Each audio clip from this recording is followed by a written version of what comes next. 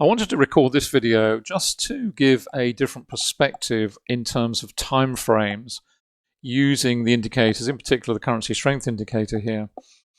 Anna and I spend a lot of time in the webinars on the faster time frames, and the reason for that is not because we believe it is the right way to trade. There is no right way to trade or wrong way to trade. It's the only correct way to trade is what suits you. Some people are suited to scalping intraday, and other traders are not. That's just the way of the world. And I just wanted to show you this really on a much slower time horizon to really give you a perspective on the broader picture. At the moment, I'm recording this in the middle of March in 2021, just to give you a perspective.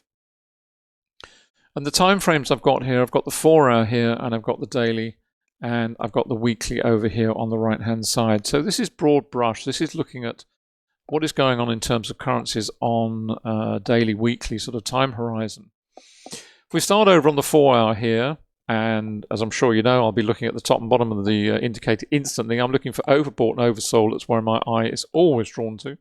First port of call. This is the Canadian dollar right up at the top, very strong. Been driven by oil. Down at the bottom here, we've got the Canadian yen. Beg your pardon, the Japanese yen in magenta. Which of course is a risk-on currency. If we move to the daily chart, we've got more opportunities here in terms of overbought and oversold. We've got the Canadian dollar here, the purple line, and the reason that's been rising very strongly recently is largely down to the rally in oil, come off the lows of last year. Currently trading around $64 a barrel on the WTI, and looking to go higher. So lots of bullish sentiment towards oil, so that's helped to push the Canadian dollar along very, very nicely indeed, and hence the reason it's up into strongly overbought territory on the daily time frame. The pound, since the Brexit negotiations have all been settled and the waters have calmed there somewhat, the British pound has found a lot of strength across the matrix, and hence the reason it too is very much strong and up into overbought, but potentially now looking for some weakness coming in on that particular time horizon. Down at the bottom, at the other end of the spectrum, we've got the Japanese yen, the magenta here, and the Swiss franc. And the reason they're down at the bottom is because in terms of equity markets have generally been very bullish. We've had various volatile reactions intraday, intra-week, and what have you. But the longer-term sentiment has remained largely positive towards equities, particularly in the US, and are likely to remain so for a little while. And that's the reason we're seeing the Swiss franc and the Japanese yen down here at the bottom. Risk currencies bought when risk appetite is off, and sold when it's risk on. So that's the reason they are down at the bottom there. And if we move over to the weekly time frame here, this is really setting up very nicely indeed. Up at the top here, you can see we've got the three commodity currencies. The grey line here is the New Zealand dollar, the blue is the Aussie, and the purple is the Canadian dollar.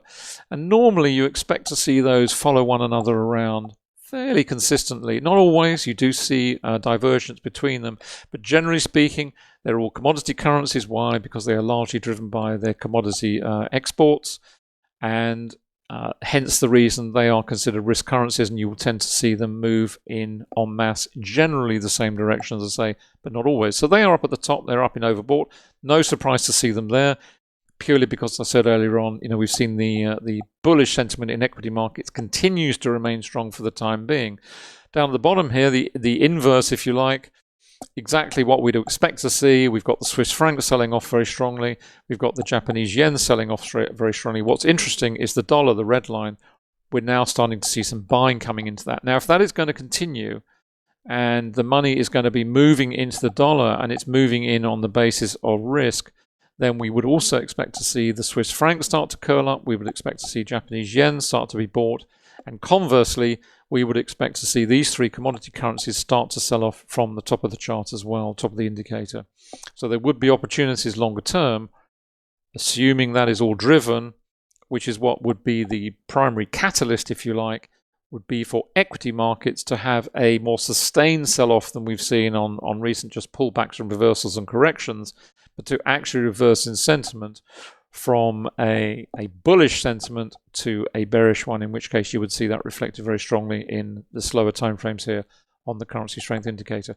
But I wanted to just put this together in context, and just to show you that it doesn't matter whether you're a scalping trader down at the very fast time frames, even sub a minute. These indicators work on TradingView, which is fantastic. You can have them on 15-second, 30-second if you wish. Really out and out scalper's paradise. So it doesn't matter whether you're down at that end of the spectrum or whether perhaps you have a full-time job, you have other commitments, and you're trading slower time frames, which is absolutely fine. I just wanted to make the point that the way you use the indicators and what they reveal is identical. It doesn't matter what time frame you use. They work in exactly the same way. You can apply exactly the same principles. They tell you about overbought and oversold. They tell you about strength and weakness. They tell you which currencies are going nowhere, and they tell you which currency pairs to focus on and the opportunities to find. So it makes no difference what time frame you're on. The indicators work in exactly the same, and that applies to all the other indicators. Here we're looking at the currency strength indicator on TradingView, but it could be any of the others that you care to choose. They all work in exactly the same way. The time scale is irrelevant, obviously. It just depends on your approach to the market, your tactical approach.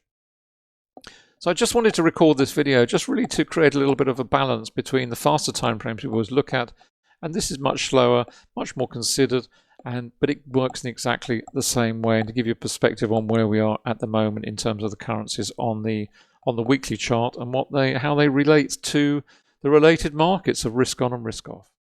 Hope you've enjoyed this particular video. Lots more to come on the TradingView platform because we've got lots of good stuff to show you. So watch out for more videos coming down the stream on YouTube, and see you again soon, and bye for now.